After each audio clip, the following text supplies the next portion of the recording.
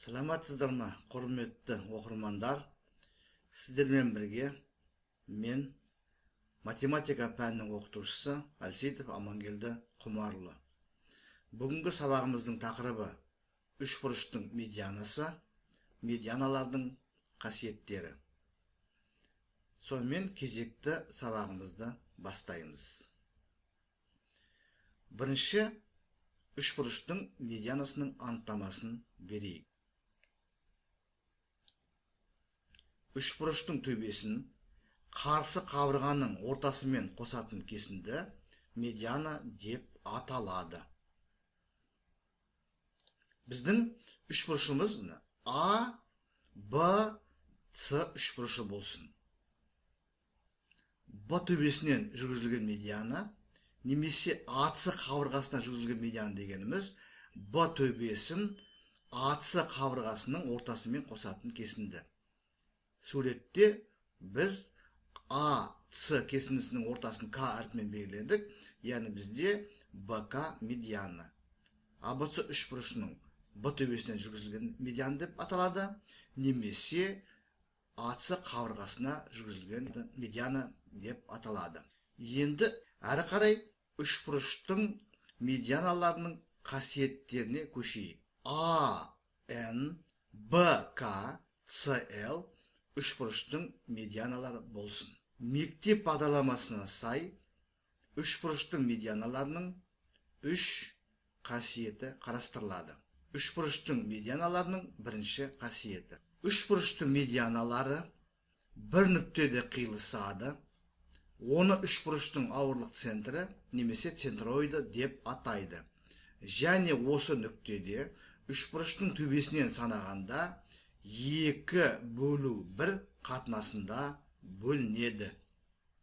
Яғни АН, БК, СЛ медианалары үшеуі бір нүктеде қиылысады. Ол нүктені О деп белгілейік. Ол үшбұрыштың ауырлық центрі немесе центроиды деп аталады. Айтылған қасиет бойынша АО ОНнен 2 есе үлкен, СО ОЛден 2 есе үлкен, БО ОКдан 2 есе үлкен. Яғни АО бөлінген ОН тең 2-ге, БО бөлінген ОК тең 2-ге, СО бөлінген ОЛ тең 2-ге. Яғни, мысалы, бізде АН 15 см болатын болса, 3-ге бөлеміз, 5-тен келеді. Сонда кіші жақ, яғни табан жағындағы ОН 5-ке тең болады, ал АО төбе жағындағы бөлігі 10-ға тең болады. Яғни төбе жағындағы бөлігі табан жағындағы бөлігінен 2 есе ұзын болады екен. Яғни біз бұлай жаза аламыз. АО тең болады 2 көбейтілген ОН. Немесе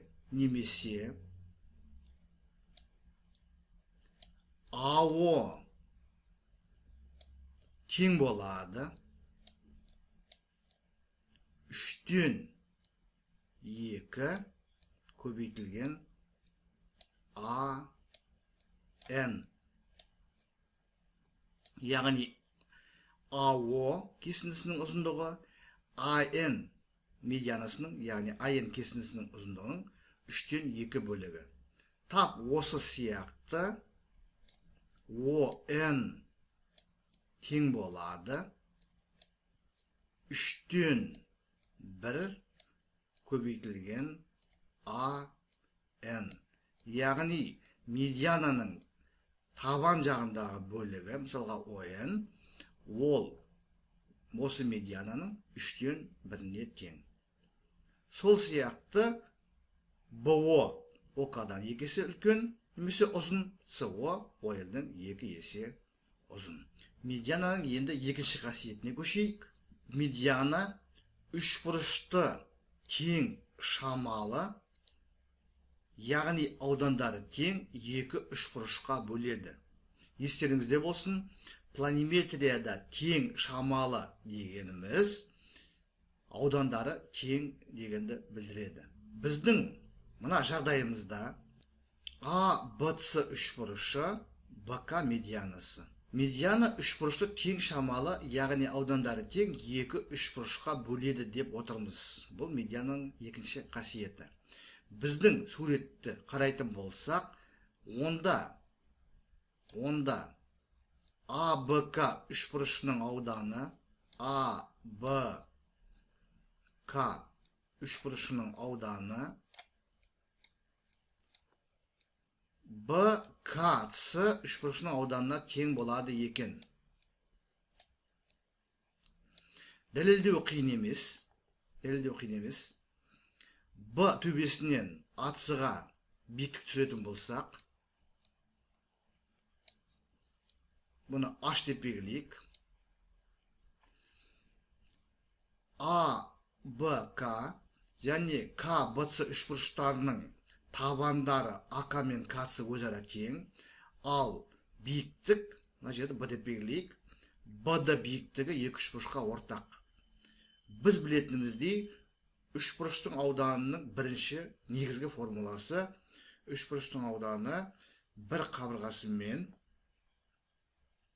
оған түсірілген биіктіктің көбейтіндісінің жартысына тең. Бізде сәйкесінше екі үшбұрыштардың аудандары 2-ден 1 AK көбейтілген H тең болады екен 2-ден 1 KC көбейтілген H. 2-ден 1 мен 2-ден 1 тең. Екі жағында да H бар тең, ал AK мен KC тең, себебі бізде BK медианы. Сонымен екінші қасиеті дәлелденді. Келесі қарастыратынымыз үшбұрыштың медианаларының үшінші қасиеті. Бұл қасиет не дейді? Үш медиана үшбұрышты тең шамалы, яғни аудандары тең 6 үшбұрышқа бөледі. Бұны дәлелдеу қиын емес. Үш медиана бірінші қасиет бойынша үшеуі бір нүктеде қиылысты, бізде 6 үшбұрыш пайда болды. AOK, AOL, LOB, BON, NOC және COK. Осы үшбұрыштардың аудандары өзара тең екенін дәлелдеу керек. Ол қиын емес. Мысалы, AOC үшбұрышын қарастыратын болсақ, OK бізде медианы. Олай болса, мына екі үшбұрыштың AOK мен KOC үшбұрыштардың аудандары тең екен. Оларды біз S1 деп белгілейік. Тап сол сияқты AO L мен LOA-ның аудандары тең болады. Оларды S2 деп белгілейік. Тап осылай BON және NOC үшбұрыштардың аудандары тең болады. Оларды S3 деп белгілейік. S3. Енді біз BK медианасын қарастырайық. Ол үшбұрышты ABK және KBC екі үшбұрышына бөледі.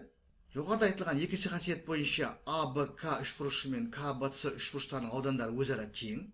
Біз білетініміздей, егер геометриялық фигура бірнеше бөліктен тұратын болса, онда оның ауданы оны құрайтын бөліктердің аудандарының қосындысына тең. Сонда бізде ABK-ның ауданы S1, S2, S2-ның қосындысы, яғни S1 қосылған 2, S2, ал KBC үшбұрышының ауданы S1 қосылған 2, S3. ABK менен KBC-ның аудандары тең болғандықтан, екі жағында да S1 деген қосылғыштар бар. Олай болса, бізде не шығады? Бізде 2 S2 тең болады 2 S3 шығады. Бұдан S2 менен S3 тең екендігі шығады. Тап осылай, мысалға, AN медианасын қарастыра отырып, ABN менен NAC-ның аудандарының теңдігін пайдаланып, біз тап осылайша S1 менен S2-ның тең екендігін дәлелдей аламыз. Олай болса, мына екі теңдігімізден бізде олардың өзара тең екендігі шығады. S1 тең болады S2-ге, және ол тең болады S3-ге. Яғни, үш бұрыштың үш медианасы арқылы пайда болған 6 үш бұрыштың аудандары өзара тең екен. Сонымен үшінші қасиет дәлелденді. Құрметті оқырман, егер видеоролик сізге ұнаса, берілген материал сізге пайдалы болса, лайк қойыңыз. Егер каналға жазылмаған болсаңыз, жазылуды ұмытпаңыз. Келесі кездескенше.